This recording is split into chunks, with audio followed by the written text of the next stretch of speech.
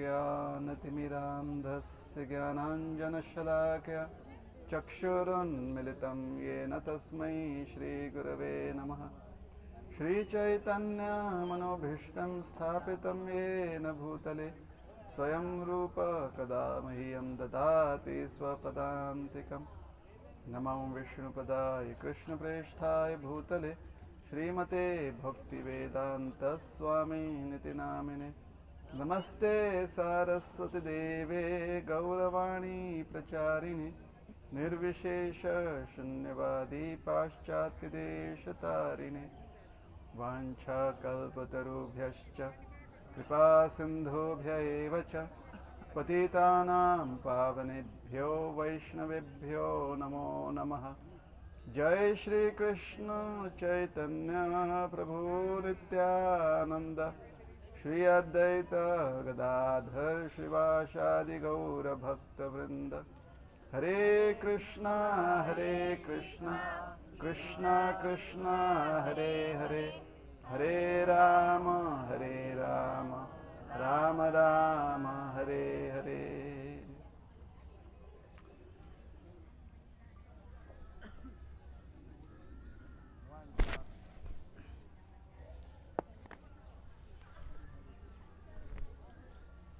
हरे कृष्णा। तो आज हम जिस स्थान पर उपस्थित हैं ये प्राचीन काल से बहुत ही विशेष, महत्वपूर्ण और दिव्य तीर्थ स्थान माना गया है।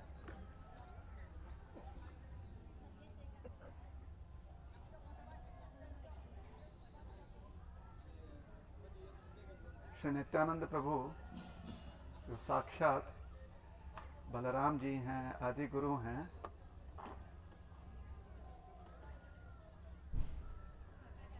वो भी इस स्थान पर आए थे दर्शन करने हेतु, और यहाँ पर जितने भी श्रद्धालु हैं उन्हें आशीर्वाद प्रदान करने के लिए।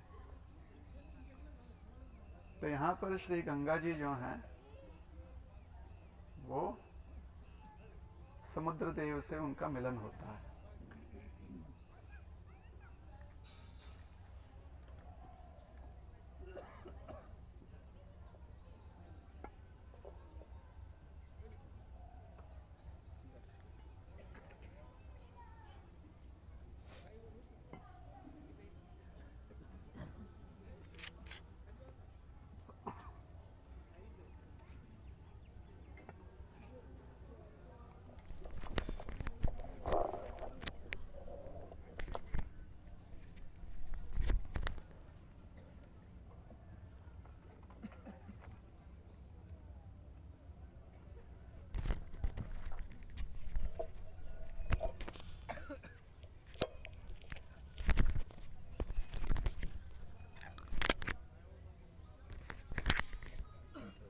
हरे कृष्णा कृष्णा कृष्णा हरे हरे, हरे राम राम राम हरे हरे।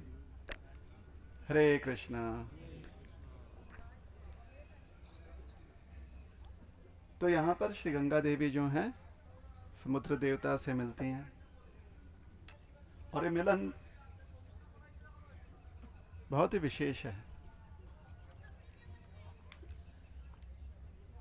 क्योंकि जो भी यहाँ पर आकर दर्शन करता है इस तीर्थ का, इस मिलन का,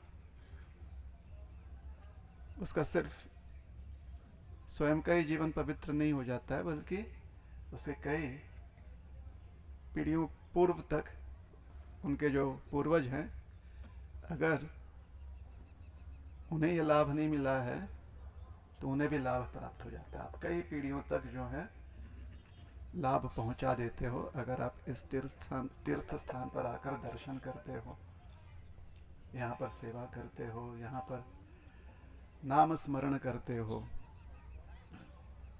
हरे कृष्ण कृष्ण कृष्ण हरे हरे, हरे राम राम राम हरे हरे। तो वास्तव में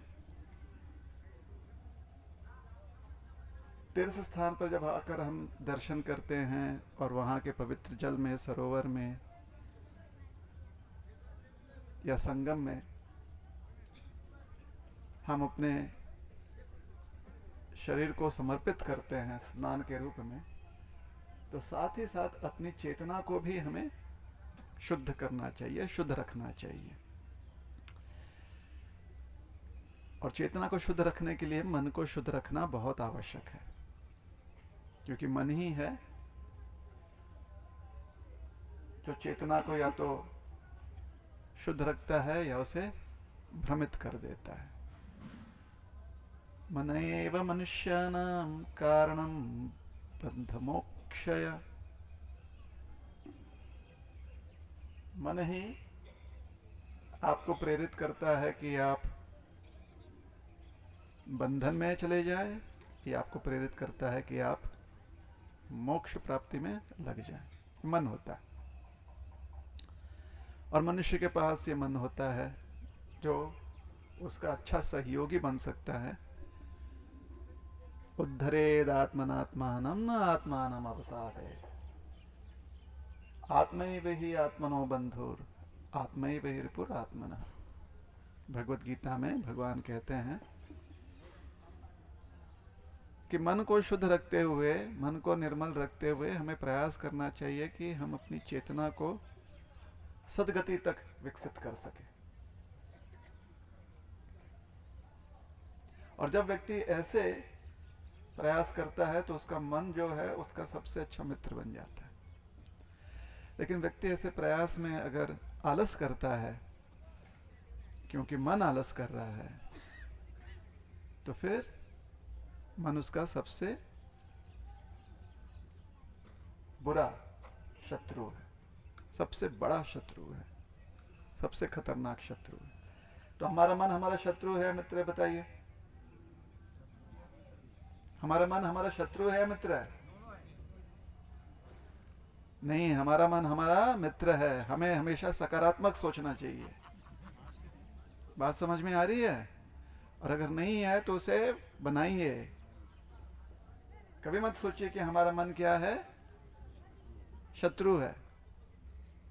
हमेशा मन को मित्र बनाइए, मन को मित्र समझिए। मित्र का लक्षण क्या होता है? मित्र का लक्षण होता है कि वो हमारा सहयोग करे। तो मन को आप इस प्रकार से प्रशिक्षित कीजिए, ट्रेन कीजिए कि मन हमेशा हमारा मित्र रहे, है ना? हाँ या नहीं? कभी भी मन को शत्रु नहीं बनाना है ना, हमेशा मित्र बनाकर रखना है। सही है, गलत है? तो ऐसी स्थिति हमारे जीवन में रहे, उसके लिए वर्तमान में पता है हमें क्या करना है? वर्तमान में हमने प्रवचन जल्दी खत्म करना है, न तो सूर्य देव जब अपना आक्रामक स्वरूप दिखाएंगे तो मन शत्रु बन जाएगा, है ना?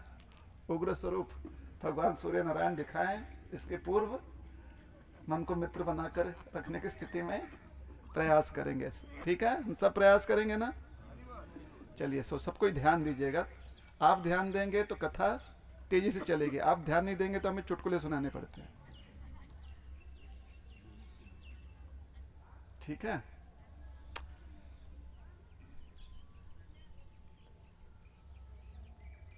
तो कुछ 2-3 पौराणिक कथाएं हैं जिसका समागम हम यहां पर करेंगे, और फिर इस तीर्थ का महात्म्य जो है और अधिक हमें समझ में आएगा। श्रीमद् भागवत में भगवान स्वयंभुव मनु की चर्चा होती है। स्वयंभुव मनु भगवान के सत्यावेश अवतार हैं,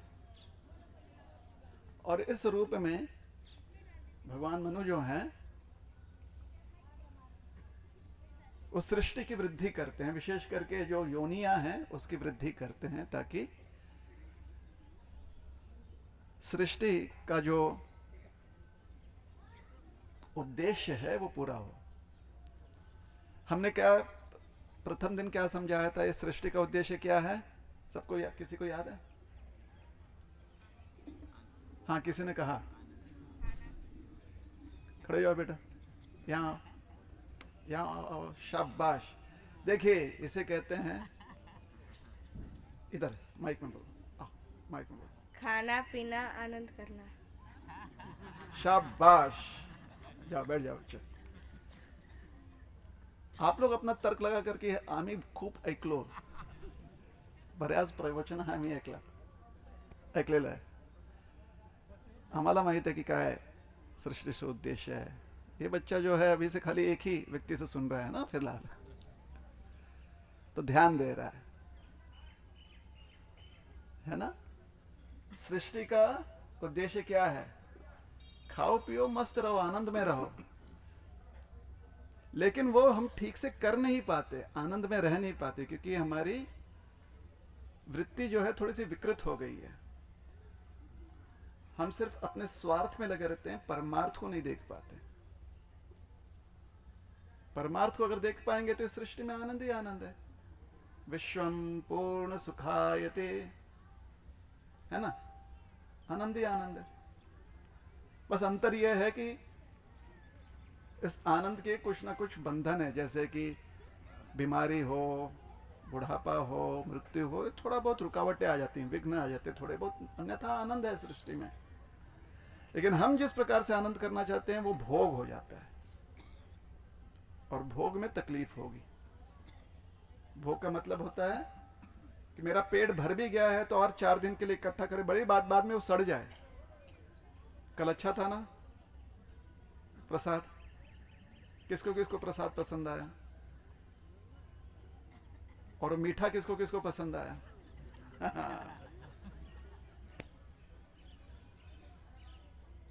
मन कर रहा था ना कि और मिलता तो अच्छा होता, ये लिमिटेड क्यों है. मतलब जो खा रहे हैं उसमें भी आनंद नहीं, इतना अच्छा स्वाद है, उस स्वाद का आनंद लेने की जगह हम क्या सोच रहे हैं, और मिलेगा क्या, और मिलेगा क्या. चिंता, खाते समय चिंता, और मिलता नहीं तो बाद में दुख. और कुछ लोग तो ऐसे कि बाद में पूछेंगे इधर कहाँ मिलता है बाहर. तो देखिए जितना मिले उसमें सुखी रहना, यह एक विशेष जीवन शैली है. प्रयास करना चाहिए, हमने मानव जीवन में हमने ऐसा प्रयास करना चाहिए.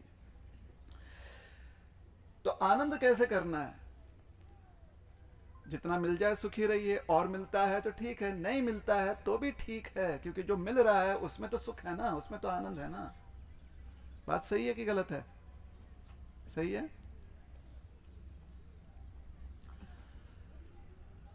तो सृष्टि का उद्देश्य यह है, हमने सृष्टि का उद्देश्य विकृत कर दिया. हमें लगता है कि सृष्टि सिर्फ हमारे भोग के लिए है ना. ये सृष्टि जो है ये एक माध्यम है कि हम भगवान की सेवा कर सकें. किसी प्रकार से भगवान की सेवा कैसे करनी है हम भूल गए हैं, तो इस सृष्टि में हमारा प्रवेश हो गया. यहाँ पर हम पुनः सीख रहे हैं, पुनः अपने आप को जगा रहे हैं कि भगवान की सेवा कैसे करनी. तो कितना भगवान ने हमें साधन दिया हुआ है कि उनकी सेवा कर सकते हैं. ठीक है. तो हम लोग चर्चा कर रहे थे भगवान स्वयंभू मनु के. अब सृष्टि में सेवा करने का साधन जो है हमारे पास वो शरीर है ना, और शरीर तो जन्म लेता है. जन्म लेने के लिए सृष्टि की एक प्रक्रिया है. तो उस प्रक्रिया को आगे बढ़ाने के लिए भगवान स्वयंभू मनु ने पुढाकार घेतलं. त्यांनी उन्होंने जो है उसका उत्तरदायित्व लिया. ब्रह्मा जी ने, ब्रह्मा जी भी आदि प्रजापति हैं, वो भी जो है प्रजा उत्पत्ति करते हैं. तो ब्रह्मा जी के एक पुत्र हुए, उनका नाम है कर्दम मुनि. क्या नाम है? कर्दम मुनि. कितने लोगों को यह नाम पता है? कितने लोगों को ज्ञात नहीं था यह नाम पहले से? हाथ ऊपर कीजिए. अब समझ में आ गया कर्दम मुनि? सबको समझ में आ गया? ये नाम जो है ना पौराणिक कथाओं में नरेंद्र नाम या ममता नाम से भी श्रेष्ठ है. समझ में आ रही है बात?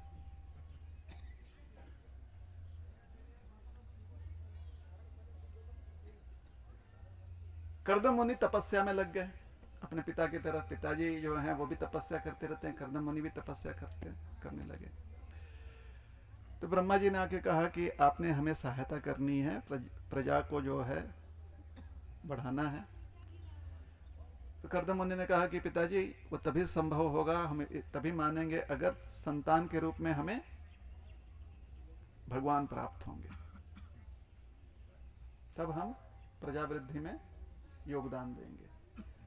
तो ब्रह्मा जी ने कहा ठीक है, लेकिन सृष्टि की वृद्धि हो उसके लिए पुत्रियों की भी आवश्यकता है, तो आपको दोनों प्राप्त होंगे, पुत्रियां भी प्राप्त होंगी जो सब श्रेष्ठ गुणयुक्त होंगी, और भगवान भी पुत्र रूप में प्राप्त होंगे, लेकिन आप उसके लिए तपस्या कीजिए। तो वो तपस्या करने लगे। स्वयंभुव मनु के भी एक पुत्री हैं, वैसे तो और भी हैं, जैसे हम जानते हैं ना, महाराज उत्तानपाद, प्रियव्रत महाराज, ये उनके एक पुत्र हैं। तो एक उनकी कन्या भी हैं जिनका नाम है देवहूति, और भी हैं आकुति हैं, प्रसूति हैं और देवहूति। देवहूति उनकी सबसे छोटी संतान है, तो विशेष प्रेम है। तो उन्होंने उनकी पत्नी शतरूपा के साथ विचार किया कि सबसे योग्य कोई वर है वही हम अपनी कन्या के लिए ढूंढेंगे। तो साक्षात स्वयं भू मनु जो भगवान के ही अवतार हैं, अपनी कन्या को एक रथ पर रखकर, एक विशेष रथ पर रखकर स्वयं भ्रमण करने लगे पूरे ब्रह्मांड के। उन्होंने लोगों से पूछा नहीं कि आपके पास कोई है योग्य वर, वो स्वयं ढूंढने निकले। और भगवान की प्रेरणा से ही स्वयं मनु उस स्थान पर आए जहां पर कर्दम मुनि जी तपश्चर्या कर रहे थे। तब तक कर्दम मुनि ने इतनी तपस्या की थी, इतनी तपस्या की थी, इतनी तपस्या की थी कि उनकी तपस्या से प्रसन्न होकर साक्षात भगवान नारायण, भगवान कृष्ण जो हैं प्रकट हो गए, साक्षात दर्शन दिया। और भगवान के नेत्रों से अश्रुबिंदु प्रकट हुए, और जहां पर सरस्वती नदी के तट पर कर्दम मुनि तपस्या कर रहे थे, वहां पर एक सरोवर बन गया जिसका नाम है बिंदु सरस। ठीक है, बिंदु सरोवर भी कहा जाता है, बिंदु सरस। कि आज के हमारे वर्तमान के गुजरात में ऐसी मान्यता है कि वहां पर है। तो वहां पर भगवान ने प्रकट हुआ और वरदान दिया कि आपकी जो इच्छा है कि मैं आपके संतान के रूप में प्रकट हूं, ये इच्छा पूर्ण होगी। उसके बाद कर्दम मुनि ने ये नहीं सोचा कि चला झाला आता जाऊं मस्ती करूं यार, तो फिर से तपस्या में बैठ गए, ध्यान में बैठ गए, क्योंकि यही उनका काम था। हम लोग ऐसा करते हैं ना, किसका किसका स्नान हो गया, हाँ आता झालं ना, अब आता मोकळे झाले तुम्ही, झालं स्नान झालेलं आहे, आता फिरूया बघूया। कर्दम मुनि के ऐसा स्वभाव नहीं था, सबका अपना अपना स्वभाव होता है, कर्दम मुनि का यह स्वभाव नहीं था। कर्दम मुनि फिर तपस्या में लग गए। तो जब स्वयंभू मनु स्थान पर आए, अचानक उनके सारे सिस्टम ने, है ना, जो भी वर वधु मिलाप, वो जो ऐप होता है ना ऐप, उस ऐप पर उनको नोटिफिकेशन आ गया। उन्हें तुरंत समझ में आ गया कर्दम स्वयंभू मनु को कि ये सबसे योग्य वर है देवहूति के लिए। अच्छा, ये देवहूति जो है ये तो राजकुमारी है ना, क्योंकि स्वयंभू मनु जो है सम्राट है, विश्व सम्राट। अब देवहूति ने भी ये नहीं कहा कि छी यहां पर कौन रहेगा। विश्वास था, अपने ऊपर विश्वास था, अपने पिता पर विश्वास था, और वैदिक संस्कृति पर इतनी श्रद्धा थी कि ना, अगर ये योग्य वर है तो यही योग्य वर है। अब विश्वास मतलब अचानक सवेरे उठकर ऐसे रात में सो गए, सुबह उठ गए, हाँ मुझे विश्वास है, ऐसे विश्वास नहीं आते। इस प्रकार से विश्वास नहीं बैठता हमारे मन में, श्रद्धा ऐसे नहीं निर्माण होती हमारे मन में। उसके लिए हमें तपस्या करनी पड़ती है, उसके लिए हमें अभ्यास करना पड़ता है, तब हमारी श्रद्धा जो है गूढ़ होती है, हमारा विश्वास जो है स्थायी होता है। तो कैसे अभ्यास करना है, हमने कैसे तपस्या करनी है? कलयुग में नाम संकीर्तन के माध्यम से हमें तपस्या करनी है।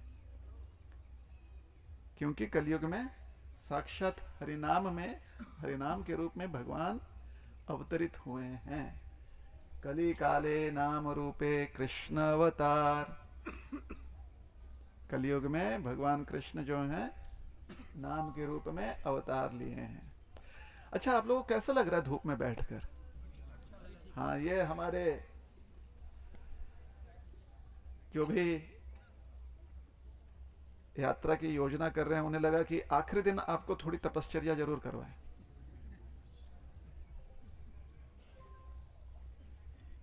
तो थोड़ी तपस्या सहनी पड़ेगी। इस तरफ से ठंडी हवा और ऊपर से धूप, इसका समागम है। विटामिन डी खूब मिल जाएगा।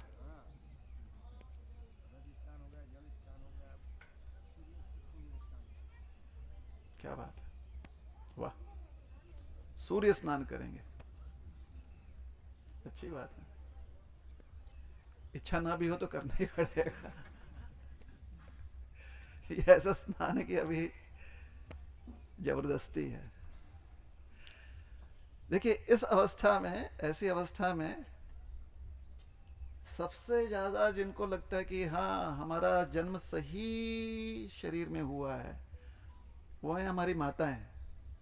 और वो माताएं जो अपने साथ पल्लू रखती हैं या साड़ी का है ना घूंघट, वो देखिए कितने आराम से बैठे हुए हैं। जितने पुरुष हैं सब सोच रहे शर्ट से क्या करूं, है ना। तो कर्दम मुनि के साथ संपर्क साधा। स्वयंभू मनु ने उनसे प्रार्थना की कि आप हमारी कन्या को स्वीकार लें। कर्दम मुनि ने कहा कि ठीक है, एक शर्त है, जैसे ही इन्हें संतान प्राप्त होगी मैं ले लूंगा सन्यास, और फिर ये जो है आगे का जो भी इनको ध्यान रखना है वो करें। स्वयंभू मनु ने कहा ठीक है। देवहूति जी ने भी कहा ठीक है। तो उनका विवाह हो गया कर्दम मुनि के साथ। कर्दम मुनि फिर उसके बाद कहे कि अब विवाह हो गया, विवाह में इतना समय चला गया, इतना समय हमारा ध्यान साधना का था, तो विवाह के बाद फिर से ध्यान में मग्न हो गए। और वो जब ध्यान में जैसे बैठते थे ना, एक बार ध्यान में लग गए कि पता नहीं कितने दिन कितने महीने निकल जाते थे। बेचारी देवहूति जो हैं राजकुमारी हैं, उन्हें भी पता है कि किस प्रकार से अभ्यास करना है, लेकिन यहाँ पर विवाह होकर आई है ना, तो उस एकांत में अपना अभ्यास करना चाहिए, अपना अध्ययन करना चाहिए, ध्यान करना चाहिए, नहीं करना चाहिए, इसके बारे में उन्हें थोड़ी बहुत शंका थी। तो उन्होंने सोचा कि अपना अभ्यास छोड़कर हम जो आश्रम है, जहाँ पर हमारा विवाह हुआ है, जो घर है, उसका ध्यान रखते हैं पूरी तरह से, क्योंकि यह हमारी सेवा है। तो जितने भी महीने वर्ष जो हैं कर्दम मुनि तपश्चर्या में बैठे रहे, मतलब अखंड तपस्या, जो बैठे तो उठे ही नहीं, खंडित ही नहीं हो रहा था, वो रुक ही नहीं रहा था।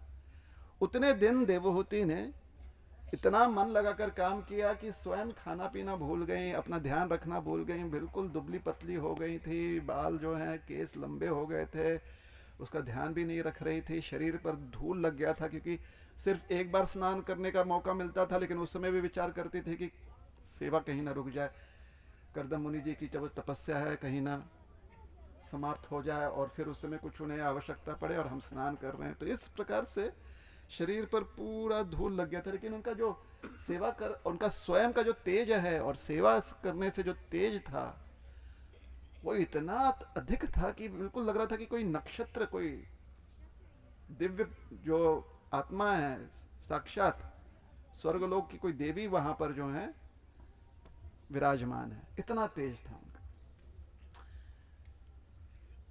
जब कर्दम मुनि की तपस्या, कर्दम मुनि ने जब अपना ध्यान जो है समाप्त किया, तो उन्होंने देखा कि देवहूति वहां पर हैं और उनकी यह दशा हो गई। वो बहुत प्रसन्न हो गए कि कोई इतनी सेवा कैसे कर सकता है।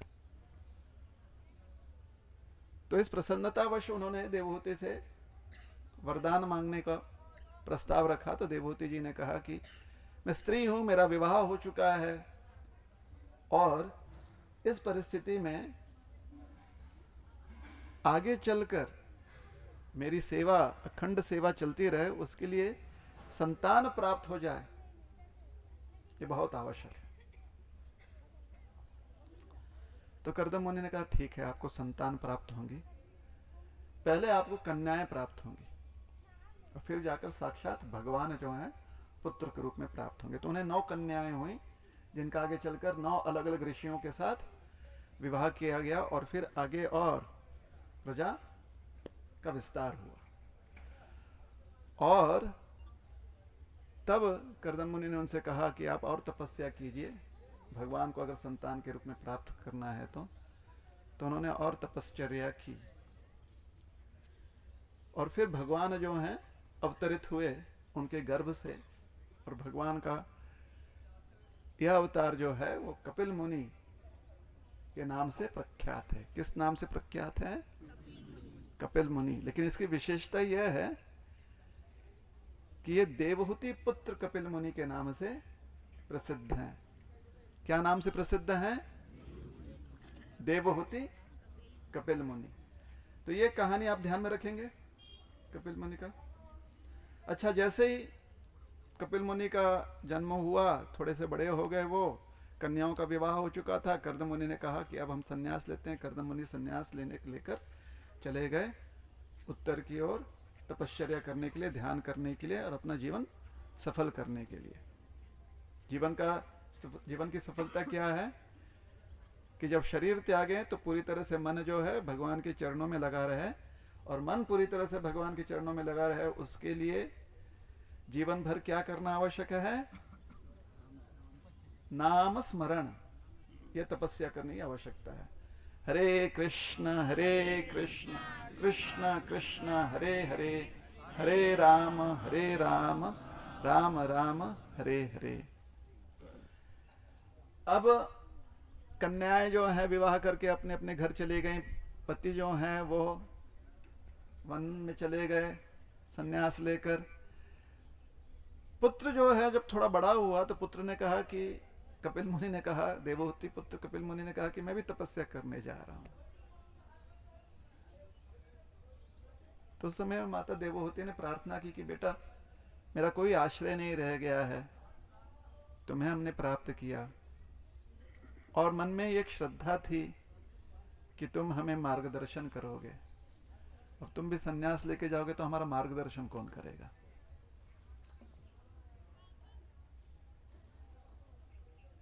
अब देवहूति चाहते तो ये भी कह देते कि बेटा मुझे एक पोता का मुंह दिखा देते हैं, ये भी कहते कि तुम्हारा विवाह हो जाए तो। लेकिन ये देवहूति हैं, अलग अलग स्वभाव होता है। ये देवहूति माता का स्वभाव है, माता देवहूति का ये स्वभाव है। जिनको इससे प्रेरणा लेनी है, कुछ सीखना है, सीख सकते हैं। अच्छा होगा सीखेंगे तो, हाँ या नहीं?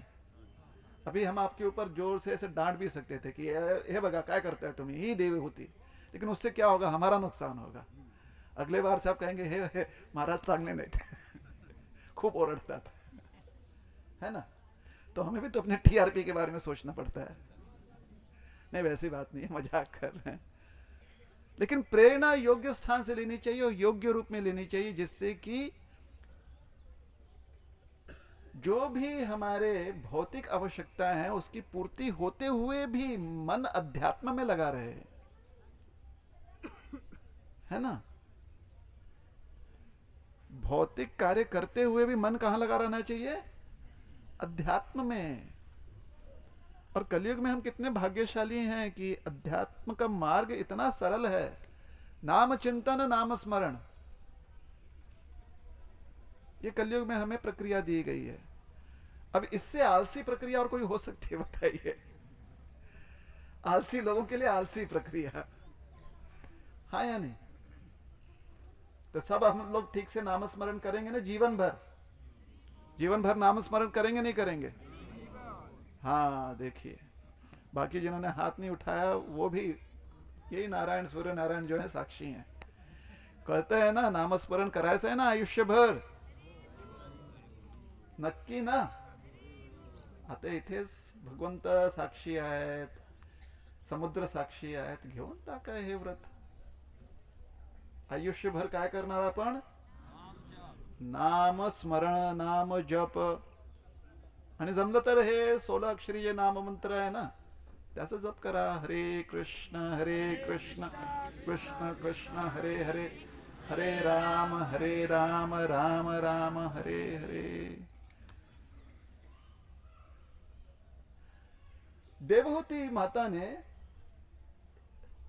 करदम मुनि से जब प्रार्थना की थी कि उनके जीवन का लक्ष्य क्या है और अपने बारे में क्या सोचती थी, तो एक उसमें से जो उनकी प्रार्थना है ना, मतलब जो शब्द हैं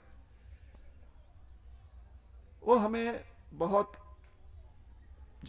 उसमें उसके प्रति बहुत एक आसक्ति है, आकर्षण है. और हम चाहते हैं कि आप भी वो जो शब्द है ना वो सुने और समझें. सरल है, बहुत सरल है. यहां पर जितने लोग जीवित हैं सब हरे कृष्णा बोलिए. जितने लोग मरे हुए हैं वो हरे कृष्णा बोलिए. कौन बोल दिया भाई? कुछ लोग बोले ना हरे कृष्णा. म्हणजे तुम्हाला कळालं नाही की खरंच वाटतं की तुम्ही मेलेल्या मेलेल्या माणसांनी हरे कृष्ण बोलावं इथे, जे मेलेले आहेत. प्रेत आहे का इथे कोणी? नाही. धन्यवाद. जिवंत लोकांनी हरे कृष्ण म्हणायचं. हरे कृष्ण.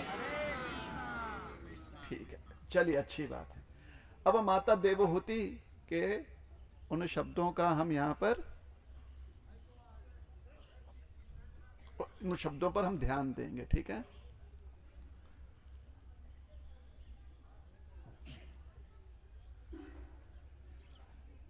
आप हमारे पीछे दोहराएंगे. हाँ. नेह यत् कर्म धर्माय न विरागाय कल्पते न तीर्थपद सेवाय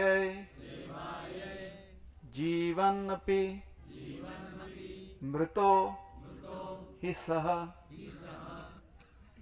बहुत हमने आपसे, अब आप इसका अर्थ सुनेंगे ना तो आप बोलेंगे अरे बाप रे हमें फंसा दिया. किसको किसको अर्थ समझ में आया? थोड़ा बहुत हाथ ऊपर कीजिए. कळालं तुम्हाला? और किसको समझ में आया अर्थ? और तुम्ही कोणाला बोलवता की अर्थ समजलं तुम्हाला? किसको किसको अर्थ समझ में नहीं आया? हाथ, अब हाथ ऊपर कीजिए जिसको जिसको अर्थ समझ में नहीं आया. अब बाद में अगर हमने बता दिया आप डरोगे तो नहीं ना? कोई नहीं डरेगा ना? नहीं डरना. अगर डर लगा तो फिर से गंगा स्नान, समुद्र स्नान. ठीक है. तो क्या प्रार्थना थी देवहूति महारानी की? उन्हें अपने जीवन में क्या चाहिए था इससे व्यक्त होता. उन्होंने कहा अब पूरा दोहराइए ध्यान से. हम धीरे धीरे बोलेंगे, पूरा एक एक पंक्ति दोहराएंगे. ठीक है, जैसे कि मंत्र दोहराया जाता है. नेह यत् कर्म धर्माय नेह यत् कर्म धर्माय न विरागाय कल्पते न विरागाय कल्पते न तीर्थपद सेवायै न तीर्थपद सेवायै जीवन्नपि मृतो हि सः जीवन्नपि मृतो हि सः. इसका अर्थ यह है कि यत, जो व्यक्ति, यत कर्म, जिसके कर्म न इह, इस संसार में रहते हुए अगर उसके कर्म ऐसे नहीं हैं जिससे कि धर्म की स्थापना हो, अगर आप कोई ऐसा कर्म नहीं करते जिससे कि धर्म बढ़े, तो पहली बात, कर्म कैसा होना चाहिए कि धर्म बढ़ना चाहिए, है ना। अगर आपके कर्मों से धर्म में कोई वृद्धि नहीं हो रही, धर्म नहीं बढ़ रहा है आपके जीवन में, तो विचार कीजिए। ऐसे देवहूति माता कह रहे हैं, हम नहीं कह रहे हैं। हम कैसे कहेंगे आपसे, आप सब अच्छे लोग हो। माता देवहूति कह रहे हैं, वो आपको बुरा नहीं मान रही है, लेकिन माता देवहूति के ये उद्गार हैं। न यत कर्म धर्माय, जिसके कर्म धर्म की ओर उसे नहीं ले जाते या धर्म की ओर ले जाते हैं, जिसके कर्म के द्वारा जीवन से धर्म थोड़ा नष्ट होता है, अधर्म का वर्चस्व हो जाता है, उसने विचार करना चाहिए। क्या विचार करना चाहिए बाद में, सिर्फ इतना ही नहीं है। फिर कहती हैं माता देवहूति, न विरागाय कल्पते, आपके कर्म सिर्फ धर्म की स्थापना होए इतना ही पूरा नहीं है, धर्म की स्थापना तो करना ही है। अगर वो पहली कड़ी नहीं हुई तो कर्म जो है अधूरा है, कर्म जो है वो विकर्म है, कर्म जो है वो आपके लिए नुकसानदायी है, उससे लाभ नहीं मिलेगा, उससे नुकसान होगा वैसे कर्म करने से, जो कि धर्म की वृद्धि नहीं करवाते। तो पहला जो बिंदु है जिस पर ध्यान देना है कि कर्म करते हुए धर्म बढ़ना चाहिए। धर्म का अर्थ होता है सत्य, धर्म का अर्थ होता है शांति, धर्म का होता है अर्थ निकलता है संतुष्टि। ये सारे भावनाएं जो हैं कर्म करते हुए उत्पन्न होनी चाहिए इत्यादि। दूसरा, न विरागाय कल्पते, अगर आपका कर्म करते हैं, धर्म की वृद्धि हो रही है, धर्म के प्रति आपकी आस्था बढ़ रही है, लेकिन विराग, आपके जीवन में विरक्ति, अनासक्ति नहीं आ रही है, तो कुछ ना कुछ कमी है। अनासक्ति का अर्थ क्या होता है? अनासक्ति का अर्थ यह होता है, अनासक्ति का मतलब क्या होता है कि कुछ सामान आप रूम पर भूल गए, उसके बाद आप सोचते हैं चला जाऊ दे, आता क्या है। ये अनासक्ति है क्या? यात्रा में कभी कभी ऐसा हो जाता है ना, प्रभूजी आमच्या रूम मध्ये आमचं हे सामान राहून गेलं, आता प्रभूजी काय म्हणतात, आता काय करणार, अर्ध रस्ता आपण निघून आलेलो आहे, हो की नहीं। फिर आपको वहां पर विराग आ जाता था, क्या करना, ठीक है कोई और। हमारे एक भक्त थे, इसी से हमें, आप लोग जो कभी कभी कुछ बताते हो उससे से हमारा प्रवचन बनता है कभी कभी। तो ट्रेन में चढ़ रहे थे, ट्रेन में चढ़ते चढ़ते अचानक ऐसे लगने लगता है कि ट्रेन निकल जाएगी, हमें छोड़ देगी। तो आगे से भी लोग जो है धक्का देते हैं, पीछे से भी धक्का देते हैं, आप बीच में फंस जाते हो। और अगर आपने इसके लिए पहले से कोई तैयारी नहीं की है तो फिर कुछ ना कुछ हादसा हो सकती है, जैसे कि आपका एक पैर का चप्पल छूट जाए, और ऐसे छूटे कि वो प्लेटफॉर्म के और गाड़ी के बीचों बीच जाकर नीचे गिर जाए। आपकी मदद के लिए भी कोई आए, लेकिन वहां पर अंधेरे में, रात में अगर ट्रेन पकड़े, अंधेरे में दिखाई नहीं देता ठीक से, तो फिर वो भी जो मदद करने के लिए आता है वो भी बोल देता है कि क्या करें, नहीं मिल रहा। आप भी बोलते हैं ठीक है छोड़ दो। फिर आपके मन में आती है विरक्ति, छोड़ देना, अब क्या करें, छोड़ना पड़ेगा ना, तो वैराग्य आ जाता है। और फिर उस विरक्ति से आता है धर्म करने की इच्छा। तो आप क्या सोचते हो, इन भक्त ने क्या किया, चलो एक तो गिर गया, अब एक चप्पल पहनकर हमारा क्या लाभ होगा, दूसरा भी गिरा देते हैं। क्या करते हैं, दूसरा भी छोड़ देते हैं, तो अगर किसी को मिलेगा तो कम से कम जोड़ी मिल जाएगी ना, हाँ या नहीं। तो ये उल्टा हो गया, जबरदस्ती से वैराग आया, उसकी वजह से धर्म करना पड़ा। बात सही है, लेकिन ठीक है, कुछ ना कुछ होते रहता है, ऐसे हादसे होते रहते हैं जिससे कि जीवन में कुछ सीखता है व्यक्ति। देवहूति माता क्या कह रही है, माता देवहूति कह रही हैं कि कर्म ऐसा होना चाहिए जिससे कि सबसे पहले धर्म की स्थापना हो। धर्म हमेशा सर्वोच्च रहना चाहिए हमारे मन में। धर्म के कुछ लक्षण हमने क्या बताया, धर्म अर्थात सत्य, धर्म अर्थात मतलब जिससे कि आपको लगे कि हाँ हमारे जीवन में सब सत्य चल रहा है, असत्य नहीं है। वो बाहर सत्य है नहीं है उसकी चर्चा हम कर नहीं रहे, क्योंकि हमारा जीवन ही जो हमें दिखता है वही तो संसार है, जो दिखता नहीं वो संसार है क्या? नहीं है संसार। जो हम देखते हैं, जो हम सुनते हैं, वही तो हमारा संसार है। तो इसलिए अगर हमारे जीवन में सत्य जो है उसकी अनुभूति हो रही है, हमारे जीवन में शांति की अनुभूति हो रही है, हमारे जीवन में संतुष्टि की अनुभूति हो रही है, हमारे जीवन में परोपकार करने की अभिलाषा हो रही है, ये सर्व धर्म के ही तो लक्षण हैं। तो जब कर्म व्यक्ति ऐसा करता है जिससे कि ये लक्षण हमारे जीवन में, ऐसे कुछ लक्षण हमारे जीवन में आ जाए, तो वो कर्म सही है, अन्यथा वो कर्म योग्य नहीं है। तो कहते हैं जिसके कर्म ऐसे योग्य नहीं है तो उसके बारे में क्या हमने सोचना चाहिए, जो कर्म योग्य नहीं है क्या सोचना चाहिए। तो पहली बात, कर्म ऐसा होना चाहिए कि धर्म बढ़े। दूसरी बात, धर्म बढ़ते हुए जब व्यक्ति कर्म कर रहा है और यह ध्यान दे रहा है कि धर्म की वृद्धि होनी चाहिए, धर्म स्थायी हो रहा है हमारे जीवन में, तो दूसरी जो चीज होनी चाहिए कर्म करते वो है कि मन में वैराग्य आना चाहिए, अनासक्ति। तो अनासक्ति का मतलब सिर्फ कुछ चीजों का त्याग करना ये नहीं है। अनासक्ति का मतलब होता है कि जो कुछ मुझे लगता है मेरा है ना, वो भी भगवान की कृपा से मिला हुआ है। तो ये क्या है? भगवान की संपत्ति है। जो हम अपना समझ रहे हैं उसे अपना नहीं समझना चाहिए। समझना चाहिए क्या? जैसे सोचिए आपको पानी पीना है लेकिन आपके पास ग्लास नहीं है, हाथ से आप पी रहे हैं, तब तक कोई एक भक्त आता है, उसके पास ग्लास है, ग्लास से वो पीता है, फिर आप उससे पूछ लेते हो आम्हाला मिळेल का है ग्लास, थोड़ा सा वो दे भी देता है, ग्लास आपको वो भक्त दे भी दे। वो ग्लास आपका है, आपका है क्या? तो पानी पीने के बाद आप क्या करते हो? वापस। ये शरीर पंच तत्व किसका है? तो शरीर से कर्म करने के बाद क्या कहना चाहिए? हमने किया कहना चाहिए? हमारा ग्लास है, हमारा शरीर नहीं, क्या कहना चाहिए? भगवान की कृपा से यह कार्य संपन्न हुआ। यह वैराग्य है। वैराग्य क्या है? कि जो कुछ कार्य संपन्न कर रहे हैं वो सिर्फ भगवत कृपा से हो रहा है, भगवान की इच्छा से हो रहा है, भगवान की शक्ति से हो रहा है। और सनातन धर्म की यही महानता है कि यहां पर ये इस पर हम चर्चा कर सकते हैं, क्योंकि हमारे पूर्वज चर्चा कर चुके हैं ना। ये धरोहर जो हमारे पास है ये कितना विशेष है। अगर आज भी हमारे परदादा कहीं से आ जाएंगे तो वो भी यही बात करेंगे, करेंगे कि नहीं करेंगे?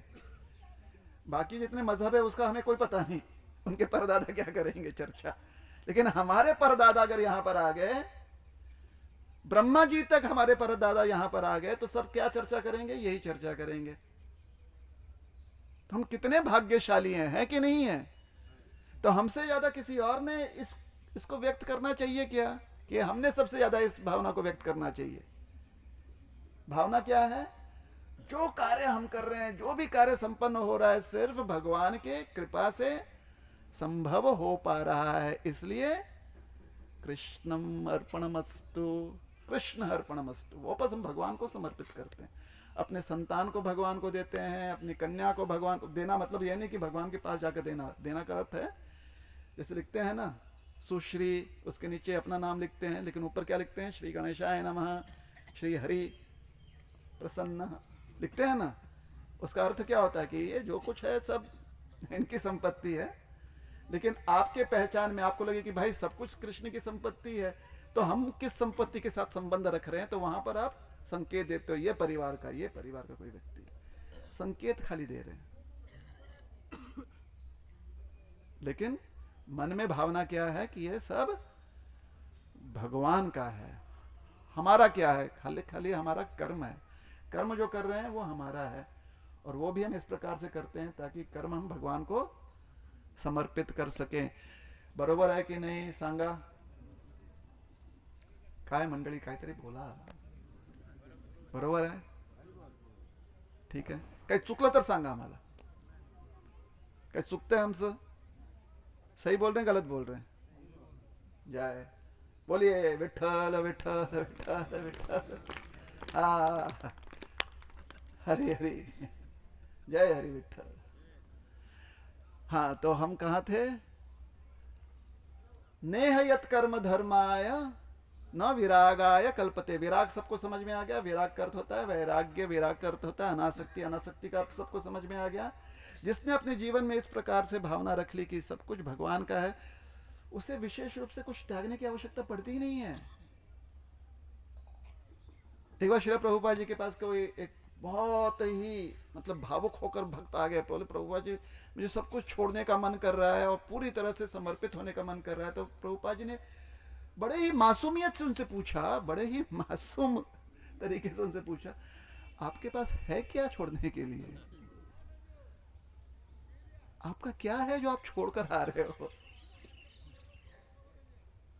है ना, कितनी मासूमियत है। तो न विरागाय कल्पते, अगर आपका कार्य विराग उत्पन्न नहीं कर रहा है तो ये दूसरा संकेत है कि भाई बीमारी बहुत अधिक बढ़ गई है। और अगर विराग उत्पन्न हो रहा है तो यह संकेत देता है कि आप बिल्कुल ही स्वस्थ हो। तीसरा, न तीर्थ पद सेवायै, तीर्थ पद, तीर्थ शब्द का अर्थ होता है भगवान, जो वास्तव में अर्थ रखता है। तीर्थ का अर्थ होता है जो सही में अर्थ है, जो सही में जिसका वास्तव्य है, जो कभी भी नष्ट नहीं होता, वो तीर्थ। आता आपण मराठी लोक ना, आपल्याला वाटतं तीर्थ म्हणजे जे हातात घेतो तेच तीर्थ, हो की नाही? अहो तीर्थ द्या ना थोडंसं, तीर्थ तीर्थ कुठं भेटेल? क्यों? क्योंकि चरणामृत अमृत है ना, जो नष्ट नहीं होता, जिसका हमेशा से अस्तित्व रहेगा। इसलिए चरणामृत को भी हम लोग क्या बोलते हैं? तीर्थ। ये स्थान जहां पर हम आए हैं उसको भी क्या बोलते हैं? तीर्थ स्थल। तो तीर्थ जल, तीर्थ स्थल है ना, तीर्थ स्थान है ना ये। तो तीर्थ का अर्थ होता है साक्षात भगवान। तीर्थ पद अर्थात भगवान के चरण कमल। न तीर्थ पद सेवा, अगर आप किसी तीर्थ स्थान में आ रहे हैं और वहां पर आप भगवान की सेवा नहीं कर रहे हैं तो यह आपका नुकसान है। खाली आपने आके स्नान किया लेकिन सेवा नहीं की तो लाभ पूर्ण रूप से मिलेगा नहीं, आधा अधूरा लाभ मिलेगा। जैसे कभी कभी आपको लगता है ना कि अरे अच्छा समोसा मिल रहा है, समोसा अच्छा लगता है सबको? किसको समोसा अच्छा नहीं लगता है? हाथ ऊपर कीजिए। समोसा अच्छा नहीं लगता है? अरे अरे अरे अरे अरे, दूसरा जन्म लेना पड़ेगा जिसमें समोसा अच्छा लगे। चलिए कौन सी ऐसी चीज है जो सबको अच्छा लगता है? एक श्रीखंड, अरे आवड़त नहीं श्रीखंड, अब क्या बोले भाई, क्या अच्छा। एक कोई उदाहरण दे दिए, पूरन पोली, रसमलाई, रसमलाई, कोई ऐसा है जिसको रसमलाई अच्छा नहीं लगता है? कुछ रसमलाई अच्छा नहीं लगता तो ठीक है, जिसको जिसको जो अच्छा लगता है, जिसको समोसा अच्छा लगता है समोसा के बारे में सोचिए, जिनको रसमलाई अच्छा लगता है रसमलाई के बारे में सोचिए। ठीक है, पता चल गया आपकी जो पसंदीदा कोई भी खाद्य पदार्थ है वो एक आपको मान लेते हैं कि खाद्य मिल रहा है कहीं पर, एक आपने वो ले लिया, खाया, खाने के बाद आपको बहुत अच्छा लगा, अरे अच्छा हो गया, मिल गया मिल गया। आधे घंटे के बाद आपको कोई आपका मित्र मिलता है, बोला कि आपने खाया क्या? अरे खाया ना, बहुत अच्छा लगा बहुत अच्छा लगा, लेकिन मन भर के खाया ना? बोले नहीं ना, एक ही मिला ना। फिर बोलते अरे नहीं, सेकंड सर्विस भी था, थर्ड सर्विस। फिर आप क्या बोलते हो? अरे अरे अरे, सच्ची वो बताया नहीं हम लोग को, कैसा यात्रा का प्रयोजन है ये, हमको बताया नहीं गया। होता है नहीं होता है? होता है ना।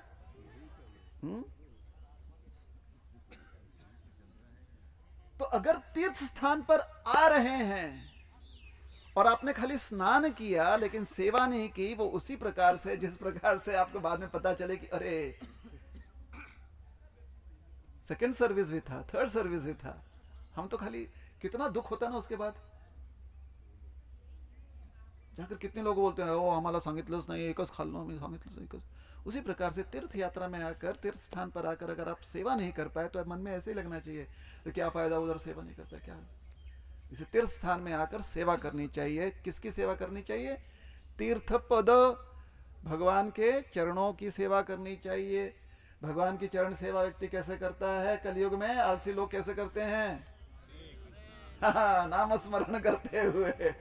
तो देखिए कितना अच्छा है ना ये, कितना। अभी आपको हरे कृष्ण वाले अच्छे लगते हैं कि नहीं लगते हैं? सब कुछ कितना सरल बना देते हैं कि अपने आलस्य में भी हम पूरी तरह से धार्मिक हो सकते हैं। तो नाम स्मरण सबने करना है। तीर्थ स्थान में आकर स्नान करते हैं के साथ साथ नाम स्मरण करना। अच्छा, आप लोग नाम स्मरण कब कर पाएंगे? जब आपको कोई बताएगा ना। नहीं बताएगा तो कैसे समझ में आएगा? इससे तीर्थ स्थान में आकर कथा श्रवण करना अति महत्वपूर्ण है, ताकि नाम स्मरण में मन लग सके। तो यत् कर्म न धर्माय न विरागाय न तीर्थपद सेवाय जीवन अपि जीते जीते मृतो ही स, वो मरा हुआ व्यक्ति के समान है, मृत के समान है। अब हम सब ने ये सब किया कि नहीं? धर्म किया ना, थोड़ा बहुत जितना हो सके। मन में अभी तक धर्म है ना पूरी यात्रा में कि नहीं है?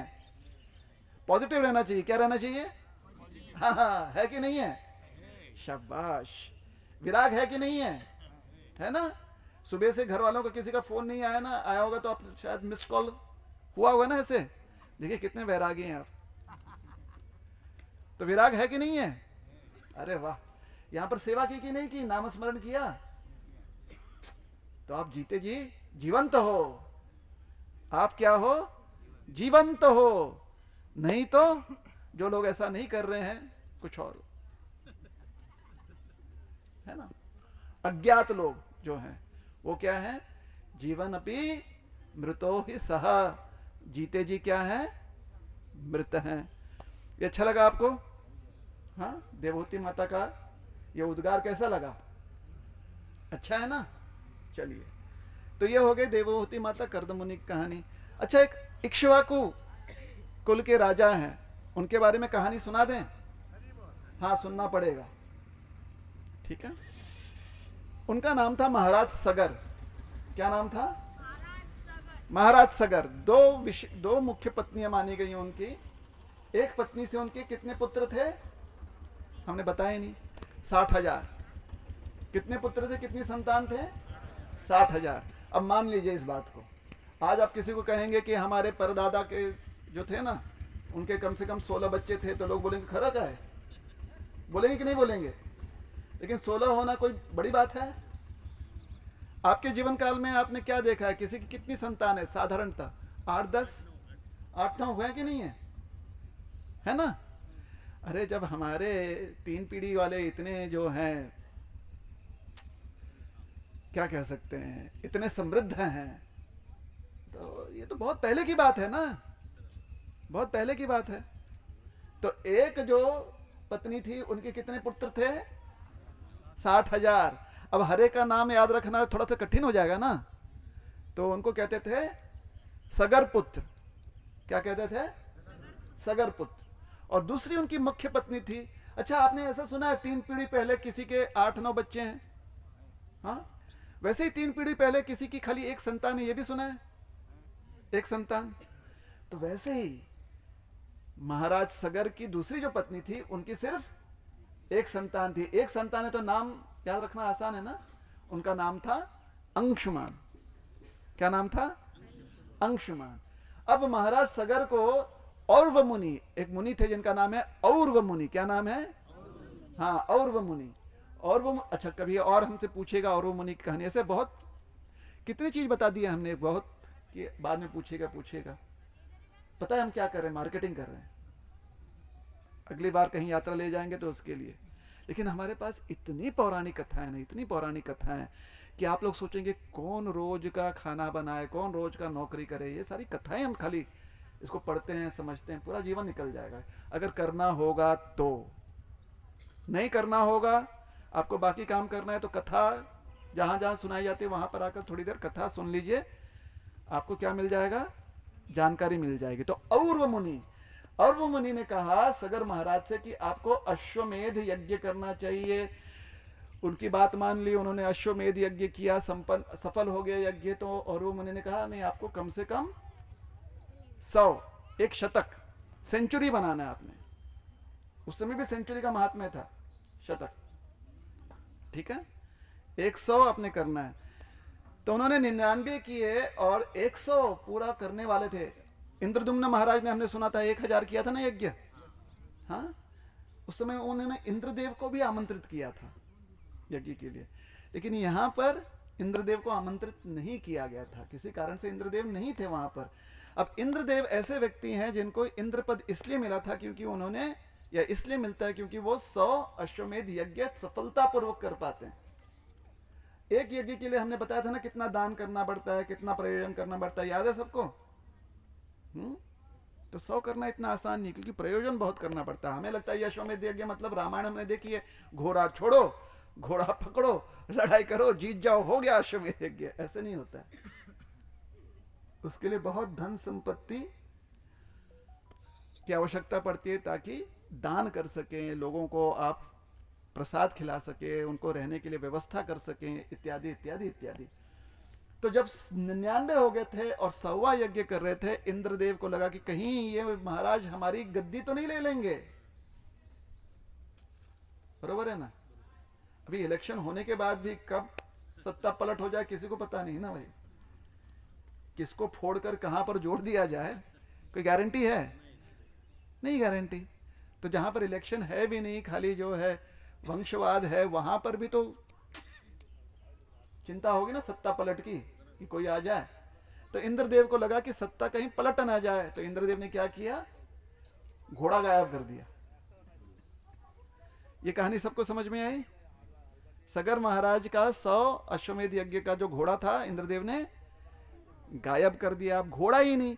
अब ऐसा नहीं कि कोई भी घोड़ा लेकर आ जाओ, हमारे यहाँ ऐसे यज्ञ में होता है ना, आओ तूप नहीं है, घेऊन या नहीं देते, साहूकार है तेरे को, बोलते कि नहीं बोलते हैं? हम लोग ऐसे ही बोलते हैं ना। हमें लगता है यज्ञ पूरा हो गया, नहीं नहीं नहीं, उसे शुद्ध करना पड़ता है तूप को। लेकिन आजकल ठीक है, हम आलसी लोग हैं, तो हमें क्या करना चाहिए, ऐसे यज्ञ करते समय हरि नाम कीजिए, यज्ञ जो है अच्छे से संपन्न हो जाएगा। बिना हरि नाम के उसमें कुछ ना कुछ दोष रह सकते हैं यज्ञ में। तो वही घोड़ा चाहिए। अब हम फिर से कहां पर आएंगे, कपिल मुनि के पास। ठीक है, पहले कहानी वाली कपिल मुनि। कपिल मुनि ने अपने माँ को ज्ञान दिया, उसके बाद माँ से कहा, माँ अब आपको ज्ञान दे दिया है। माँ ने कहा धन्यवाद बेटा। वो भजन में लग गई, वो पूरे ध्यान करने लगी। बेटा जो है कहे कि अब हम भी भजन तपस्या के लिए निकल जाते हैं। तो वो सरस्वती नदी का तट छोड़कर, वो जो आश्रम में घर था उनका, वहां से वो आ गए पूरब में। पूरब में जहां पर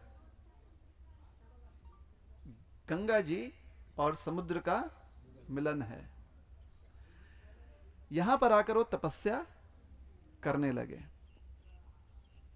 अभी अच्छा, आते समय आपको ऐसा नहीं लग रहा था कि पता नहीं कौन से वीरान जगह पर आ गए? ऐसे लग रहा था कि नहीं लग रहा था? इतना आसान था आने में यहाँ पर? तो पहले यहाँ पर जंगल होता था, यहाँ पर खाली नाव छोटे मोटे होते थे, जंगल, ज्यादा लोग रहते नहीं थे, व्यवस्था नहीं होती थी। इसलिए कहावत है गंगा सागर के बारे में, बाकी तीर्थ गंगा सागर। हाँ हाँ, अब इसको आप एज इट इज यथार्थ मत लीजिएगा। अभी अब व्यवस्था अच्छी हो गई है, धीरे धीरे यहाँ पर पुल भी बन जाएगा। यहाँ पर शायद देखिए हेलीपैड भी आ गया, पीछे अगर देखेंगे हेलीपैड भी है। अगर आपके पास इतना धन है तो सीधे ऐसे उतर पाएंगे, जैसे देवता उतरते हैं ना, वैसे आप उतर जाएंगे यहाँ पर। लेकिन कठिन बहुत है ना। तो अगर जो मुनिवर होते हैं, जो तपस्वी होते हैं, उन्हें ध्यान करना होता है, तो ऐसे स्थान पर जाते हैं जहां पर कोई ज्यादा आए नहीं। तो इसलिए कपिल मुनि स्थान पर ध्यान करने के लिए बैठ गए। अब इंद्रदेव को क्या सूची नहीं सूची, उन्होंने कुछ सोचा होगा। जहां पर वो तपश्चर्या कर रहे थे, ध्यान कर रहे थे, वो मंदिर आपने देखा, कपिल मुनि का मंदिर? जिसने जिसने देखा हाथ ऊपर कीजिए, जिसने नहीं देखा जाकर देखिए, यहीं पास में है मंदिर। उस मंदिर में जहां पर भगवान कपिल मुनि का विग्रह है, वही क्षेत्र है, ये पूरा क्षेत्र जो है उनका आश्रम है, जहां पर वो बैठकर ध्यान करते, तपस्या करते थे। देखिए, जब ये लोग ध्यान करते हैं, तपस्या करते हैं ना, जिनके बारे में हम सुनते हैं, इनकी ऐसी शक्तियां होती हैं ध्यान करते समय, क्योंकि वीरान जंगल है या बहुत विकट परिस्थिति होती है उनके लिए, तपस्या के जो आसपास का जो वातावरण होता है इतना आसान नहीं होता है उनके लिए। तो उनके दिव्य तप से जो शक्तियां प्रकट होती हैं ना, वो उनकी सुरक्षा करती हैं। क्या करती हैं? सुरक्षा। जैसे आपकी शक्ति क्या है? आपकी शक्ति है धन। तो आप अपने धन से अपने लिए एक सुरक्षा कवच बनाते हैं कि नहीं? घर, दरवाजा, अंदर से लॉक करते हैं ना, ये आपकी शक्ति है, लेकिन आपकी शक्ति आप स्थूल रूप में प्रकट करते हो। जो ऋषि मुनि होते हैं वो अपनी शक्ति सूक्ष्म रूप में प्रकट करते हैं। तो कपिल मुनि की शक्तियां उनका संरक्षण कर रही थी, वो ध्यान लगाए हुए थे। इंद्रदेव ने क्या किया, घोड़ा यहां पर छोड़ दिया, बोला ए घोड़ा आराम से रहे। घोड़ा मस्त रहा, यहां पर खाने पीने को काफी था उसको, घोड़ा यहां पर आ गया। अब ये है द्वीप, है ना, मतलब वीरान जंगल, ऐसे घोड़ा कहीं दूर जाएगा भी नहीं ना, उसे भी तो डर लगता है, तो जहां पर उसे थोड़ा आराम मिले वहीं पर रहेगा। सगर महाराज के यहां पर जो यज्ञ करने वाले पुरोहित थे, उन्हें कहा घोड़ा। सगर महाराज ने कहा अरे कहां गया घोड़ा, कहां गया घोड़ा? तो किसी ने कहा कि घोड़ा चोरी हो गया। तो सगर महाराज को बहुत चिंता होने लगी कि क्या करें। तो पुरोहितों ने कहा कि महाराज यज्ञ का समय हम थोड़ा सा जो है उसे आगे ढकेल सकते हैं, लेकिन तब तक आप घोड़ा ले आइए। तो उन्होंने अपने पुत्र से पूछा, या स्वयं उनके पुत्र ने कहा कि पिताजी आप चिंता मत कीजिए, जो 60,000 सगर पुत्र थे ना, उन्होंने कहा कि हम सब मिलकर जाकर घोड़ा लेकर आएंगे, ढूंढ कहीं ना कहीं से, वो पाताल में ही घोड़ा क्यों ना, वहां पर जाएंगे। तो सब जगह ढूंढते ढूंढते ढूंढते ढूंढते पहुंचे।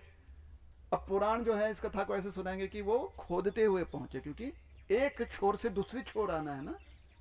तो ऐसा कहा है, पुराण समझाएंगे कि वो खोदते हुए, भेदते हुए, मार्ग निकालते हुए पहुंच गए भूतल से सीधा पाताल लोक, क्योंकि एक छोर से दूसरे छोर जा रहे हैं ना।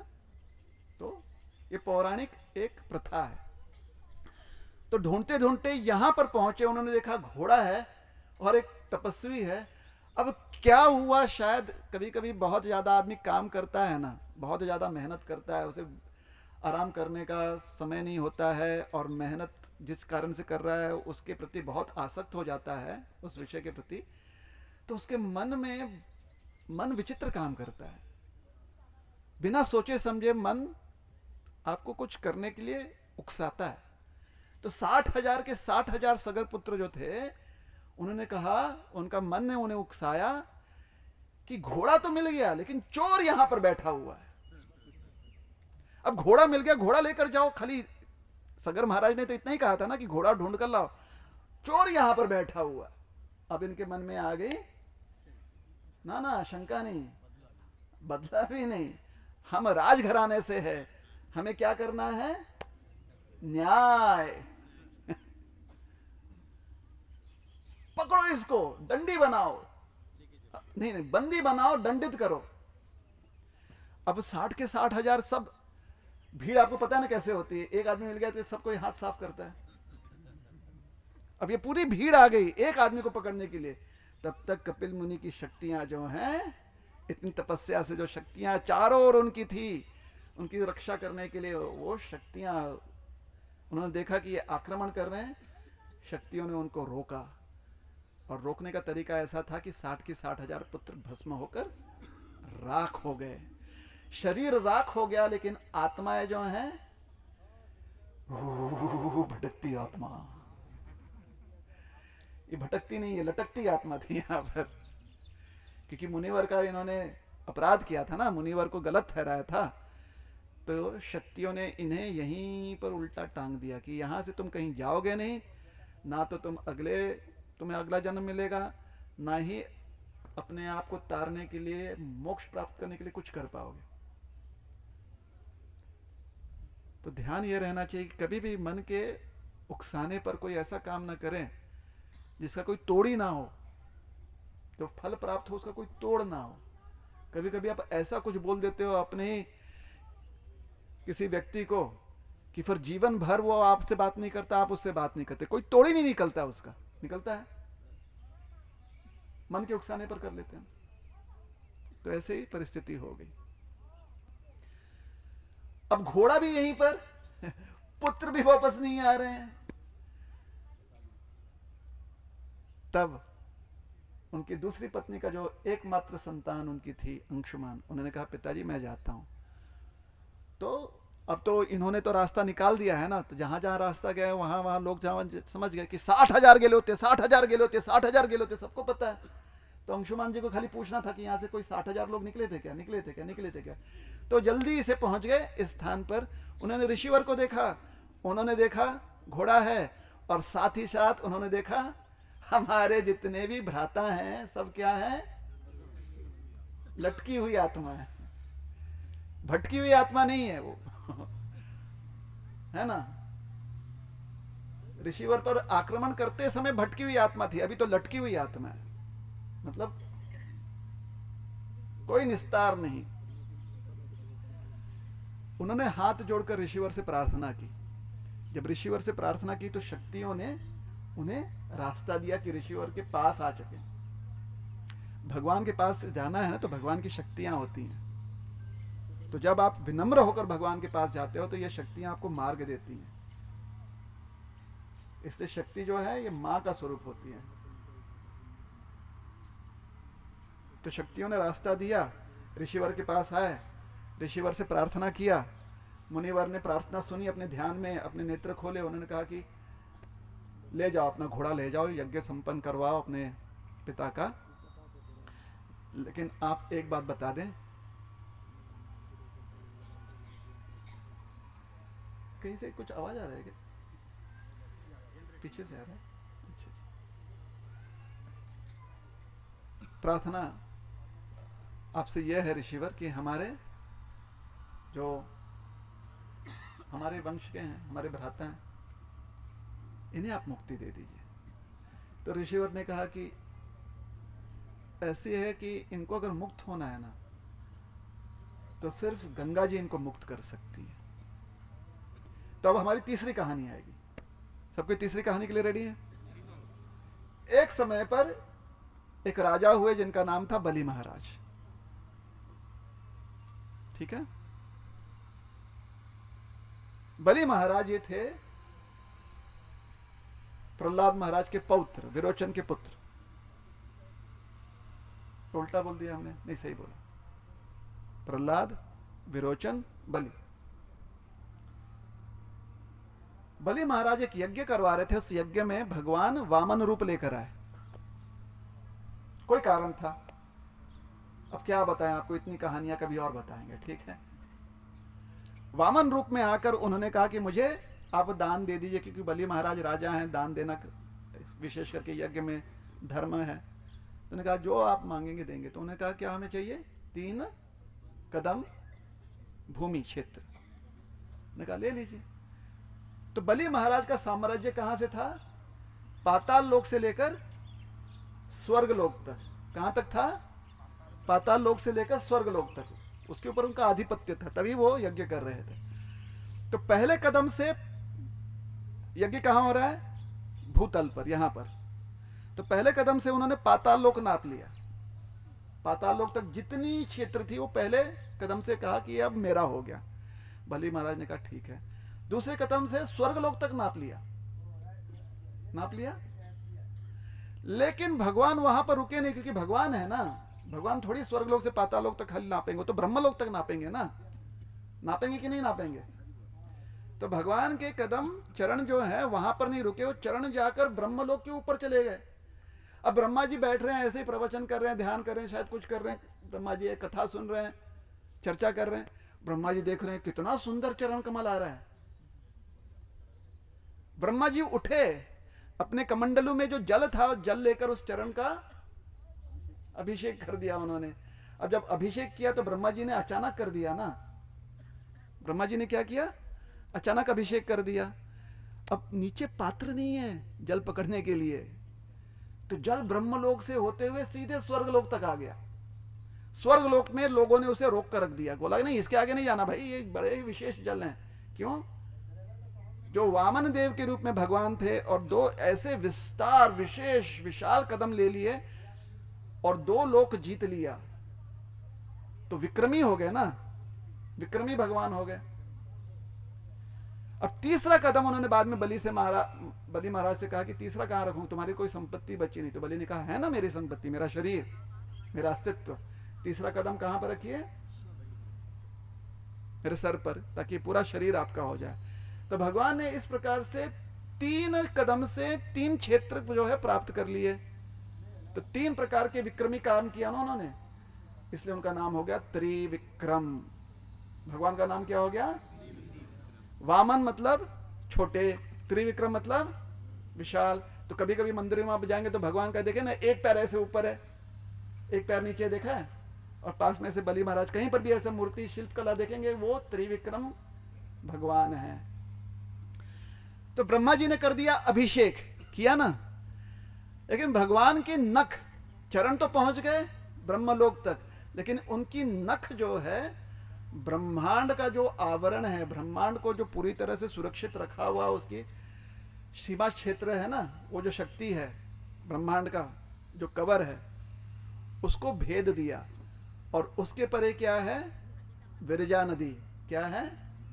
और विरजा के परे क्या है? वैकुंठ है ना। तो जब उसको भगवान के चरण नख ने भेद दिया तो वहां से भी विरजा का जल निकला, भगवान के चरणों को अभिषेक करते हुए वो कहां तक आया है? स्वर्गलोक तक। ऊपर से लेकर स्वर्गलोक तक, नीचे आए ही नहीं। ये जो भगवान के चरणोदक हैं, चरणों से निकला हुआ जो, चरणों को धोता हुआ जो जल है, अभिषेक करता हुआ जल है, वो है गंगा जी। क्या है वो? गंगा जी। अब इन्होंने कहा गंगा जी यहां पर आएंगे, गंगा जल से ही हो पाएगा। क्या हो पाएगा? इनका तरण। गंगा जल से इनकी अस्थियों को जब स्पर्श होगा, अस्थियां धुलेंगी उसमें, अस्थियों को जब गंगा जल लगेगा तब ये तर जाएंगे। बात सही है। तो अंशुमन जी ने पूछा कि क्या कोई और रास्ता, जैसे बहुत सारे और तीर्थ जल है, ये समुद्र भी तो हैं। और जब उन्होंने कहा ये समुद्र भी है, तो समुद्र था नहीं वहां पर, समुद्र सूखा हुआ। अब ये चौथी कहानी आ गई हमारी। देख रहे हैं यहां पर कितना है, और आप खाली स्नान करने आए थे। चौथी कहानी यह थी कि एक समय निवात कवच नाम के राक्षस समुद्र में रहते थे, और समुद्र में और कोई जा नहीं सकता था क्योंकि रह नहीं पाएगा जीवित। तो बार बार निकलते थे बाहर, तकलीफ देते थे लोगों को, फिर समुद्र में चले जाते थे, तो कोई पकड़ नहीं पा रहा था। तो हमारे एक ऋषि मुनि है, उनका नाम है अगस्त्य मुनि। क्या नाम है? उनके पास एक विशेष गुण है कि वो पत्थर भी खा लें, वो अग्नि भी खा लें, कुछ भी खा लें, तुरंत पचा लेते हैं। और कितना खा सकते हैं इसकी सीमा नहीं है, असीमित खा सकते हैं। उन्होंने पूरा समुद्र का जल पी लिया। क्या किया उन्होंने? समुद्र का जल पी लिया। अब उनका और एक गुण है कि जो कुछ खाते हैं, जो कुछ पीते हैं, उसको तुरंत पचा लेते हैं, उसका तुरंत विटामिन डी हो जाता है, गायब हो। तो समुद्र का जल पूरा गायब, समुद्र सूख गया। निवात कवचों को पकड़ पकड़ कर दंड दिया गया, लेकिन अब समुद्र ही नहीं। अब क्या करें? तो कहा कि देखो भाई, यहां पर एक ही रास्ता है इस क्षेत्र में, गंगा जी आप यहां ले आओ। तो अंशुमन जी गए, उन्होंने तपश्चर्या की गंगा जी को लाने के लिए। पूरा जीवन चला गया, लेकिन उनकी तपस्या फलित नहीं हुई। उनके पुत्र हुए दिलीप महाराज। कौन हुए? दिलीप महाराज। दिलीप महाराज ने भी अपना पूरा जीवन इसी में झोंक दिया कि गंगा जी को यहां पर लाना है। और भी उन्होंने क्रिया की है, लेकिन पूरा जीवन इसमें निकल गया, गंगा जी को यहां पर नहीं ला पाए।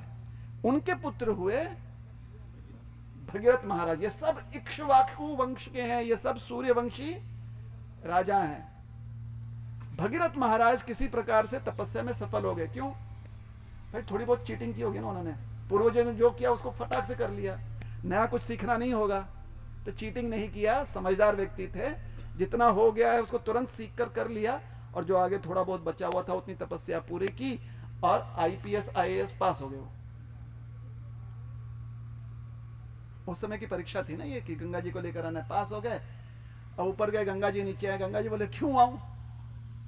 नीचे आऊंगी तो यहाँ पर जो लोग हैं उनको देखकर ही ऐसा लगता है नको कितनी घानड़ी लोग आए थे। इतना पाप, इतना पाप, इतना पाप करते हैं ये लोग, और सब आकर मुझ में स्नान करेंगे, अपना पाप यहीं पर छोड़ जाएंगे, मैं गंदी हो जाऊंगी। तो भगीरथ महाराज ने कहा, हे माते, इस भूमि पर सिर्फ पापी लोग नहीं है, धर्मी लोग भी हैं। और एक धार्मिक व्यक्ति, उसमें इतनी क्षमता होती है कि वो लाखों हजारों पापियों को तार सकता है ना। आप सब कितने धार्मिक लोग हैं, आपको कितने लोगों को तारना है पता है? अभी जब वापस घर जाएंगे तो आपने अपने परिवार वालों को समझाना है कि नहीं समझाना है? फिर जो जितने और नातेवाईक हैं, चुलतो बिलतो सगळ्यांना सांगायचं की नाही सांगायचं? सांगणार की नाही तुम्ही? क्यों? धार्मिक हो आप, धार्मिक हो कि नहीं हो?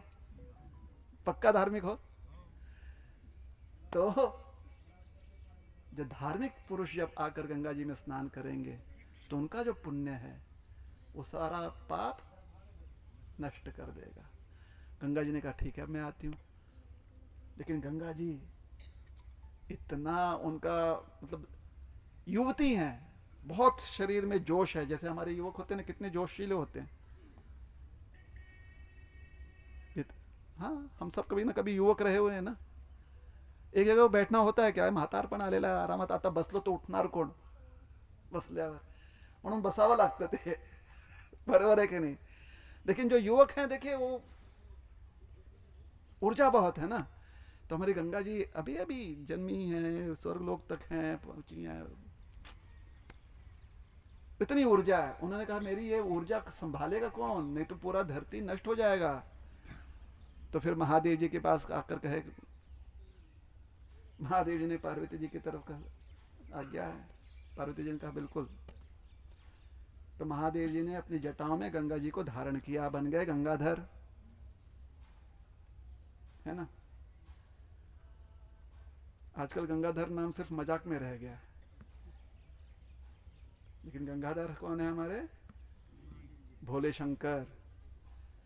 फिर गंगा जी ने कहा मुझे इधर इतना सुकून मिल रहा है, इतना सुकून मिला। महादेव जी कह रहे हैं अरे भगवान विष्णु के चरण पद यहाँ पर हैं, चरण जल यहाँ पर है, मैं भी कहाँ से छोड़ने वाला हूँ। भगीरथ ने कहा महाराज आप हैं महादेव, परम वैष्णव है आप नहीं कृपा करेंगे संसार में तो कौन करेगा। तब महादेव जी ने सोचा हाँ कहीं मेरी गलती तो नहीं है कि मैं इतना बड़ा वैष्णव हूँ।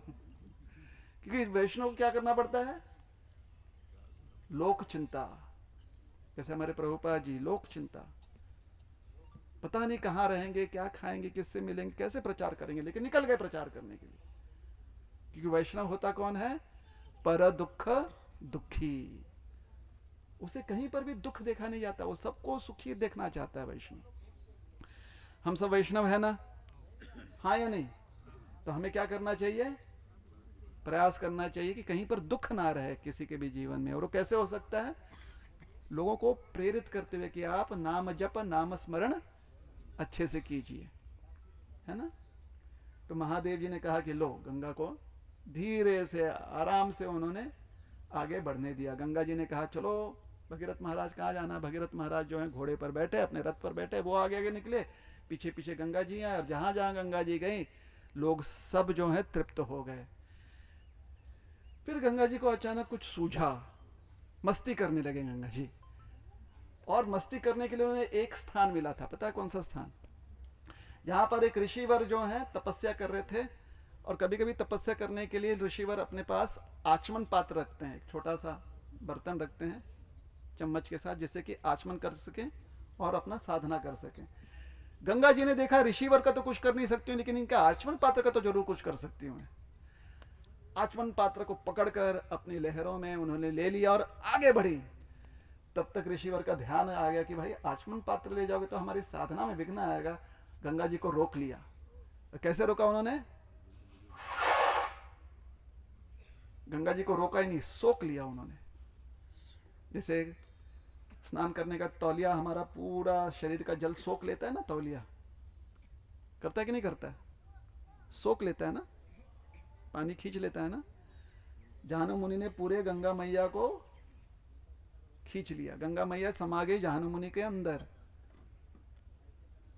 अब भगीरथ महाराज सोच रहे हैं गंगा जी बड़ी शांत हो गई, क्या बात है? पीछे मुड़ के देखे गंगा ही नहीं। ऋषिवर दिखाई दिया। उन्होंने कहा ऋषिवर, समझ गए, सब कुछ समझ गए। उनका ऋषिवर देखिए आगे जाना है, हमारे जो पूर्वज हैं उनको तारना है, गंगा जी को आप आगे जाने दीजिए। गंगा जी से प्रार्थना की इसके आगे आप जो है थोड़ा कम नटखट रहिएगा। गंगा जी ने कहा हाँ भाई, महादेव की जटा में तो आनंद आ रहा था, इधर अंदर थोड़ी तपस्या हो रही है हमारी। तो उन्होंने भी बात मान ली। तो दो वृत्तांत हैं। एक वृत्तांत में जाहनु मुनि के कान से गंगा जी प्रकट हुई, दूसरे वृत्तांत में उनके घुटने से गंगा जी प्रकट हुई। घुटने को क्या कहा जाता है? जाहनु।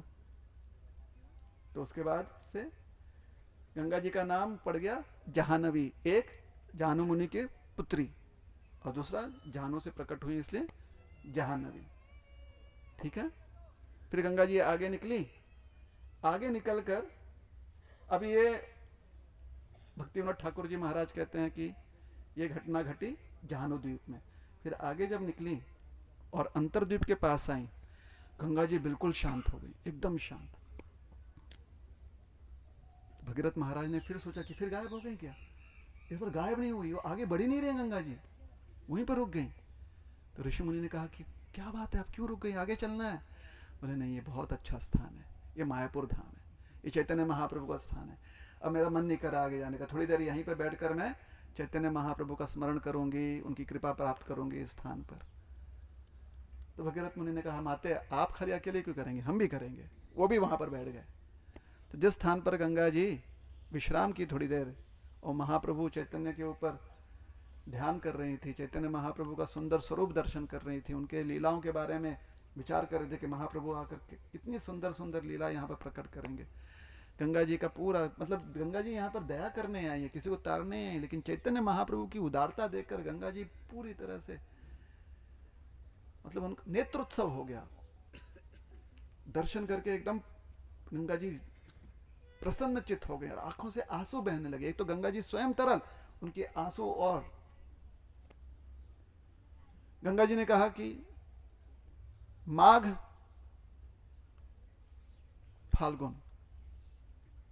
फाल्गुन पूर्णिमा को यहां से आगे निकलूंगी, क्योंकि फाल्गुन पूर्णिमा को महाप्रभु का जन्म तिथि है। तो फाल्गुन पूर्णिमा तक वहीं पर रुके, उसके बाद गंगा जी आगे बढ़ी। गंगा जी आगे बढ़ी, फिर यहां पर आई। यहां पर आकर उनके जल ने सबको तार दिया, जितने भी 60,000 थे सब मुक्त हो गए। गंगा जी का स्पर्श हुआ था, सब नाम भजन करने लगे, हरे कृष्ण कृष्ण कृष्ण हरे हरे, हरे राम राम राम हरे हरे। और फिर गंगा जी समुद्र में भी प्रवेश कर गई और समुद्र फिर से भर गए। इस प्रकार से ये स्थान जहां पर गंगा जी और समुद्र का मिलन होता है, ये बड़ा ही पवित्र स्थान है ना। हमारे लिए प्रेरणा का विषय यह है कि भगवान ये विशाल समुद्र के समान है और हम कैसे हैं? गंगा जी एक नदी के समान। अब हमें जाकर भगवान के चरणों में आश्रय लेना है, और आश्रय लेने की हमारी ये उत्सुकता हम तभी दर्शा सकते हैं, ये मिलन तभी हो सकता है जब पूरा आत्मसमर्पण करके हम भगवान का स्मरण करें। भगवान का स्मरण करने का कलयुग में जो मार्ग है वो है नाम संकीर्तन। तो आप सबसे ये प्रार्थना है कि आप नित्य रूप से हरि नाम का आश्रय लें और नाम संकीर्तन में आप आनंद प्राप्त करें। हरे कृष्ण कृष्ण कृष्ण हरे हरे, हरे राम राम राम हरे हरे। साथ ही साथ हम अपने आचार्य गणों को प्रणाम करना चाहते हैं कि उनकी कृपा से हम ऐसे ऐसे पवित्र स्थान जो हमारे भारत भूमि में है उसका दर्शन करने आ पा रहे हैं। श्री प्रभुपाद जी ने बहुत प्रयास करके, बहुत कष्ट करके इतनी व्यवस्था स्थापित की, मार्गदर्शन हमें दिया, हमें हमारे भाषा में समझ में आए वैसे ग्रंथ प्रदान किए। तो श्री प्रभुपाद जी के हम बहुत आभारी हैं, कृतज्ञ हैं।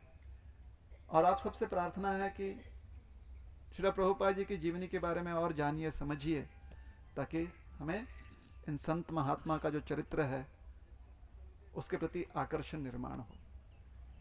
और एक विश्वास हम आपको ये दिला सकते हैं कि जब प्रभुपाद जी के प्रति आपका आकर्षण निर्माण हो जाएगा ना, तो उससे नाम स्मरण करने में भी ज़्यादा आनंद आता है।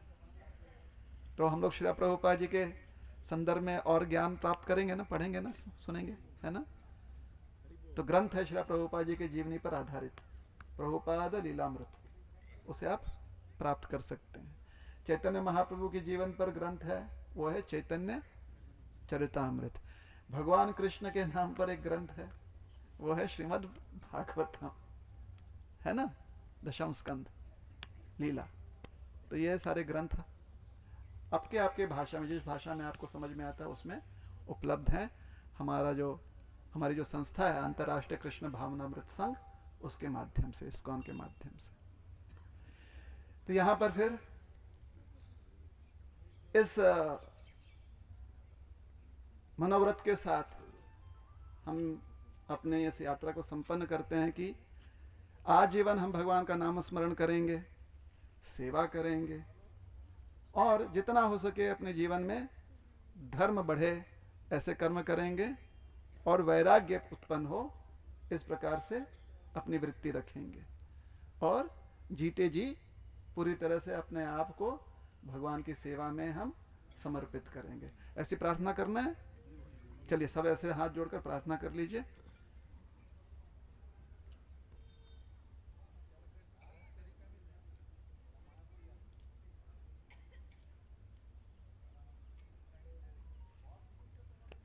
हरे कृष्णा। और एक यहां पर आप, क्योंकि यात्रा संपन्न हो रही है ना, हर कोई जो है अब नियम से नाम जप करेगा माला पर। सबके पास माला है, हाथ ऊपर कीजिए। किसके किसके पास नहीं है? जिसके पास माला नहीं है हाथ ऊपर कीजिए। सबने माला ले ली, बहुत अच्छी बात है। रोज अब नियम से करेंगे ना, हाँ, रोज नियम से माला पर नाम जप कीजिए। हरे कृष्ण। यहां पर यात्रा संपन्न। जय श्रील प्रभुपाद जी की जय, गौर भक्त वृंद की जय। ना आपने बैठना है, कुछ अभी सूचना है। यात्रा संपन्न हो गई। चलिए, हरे कृष्ण।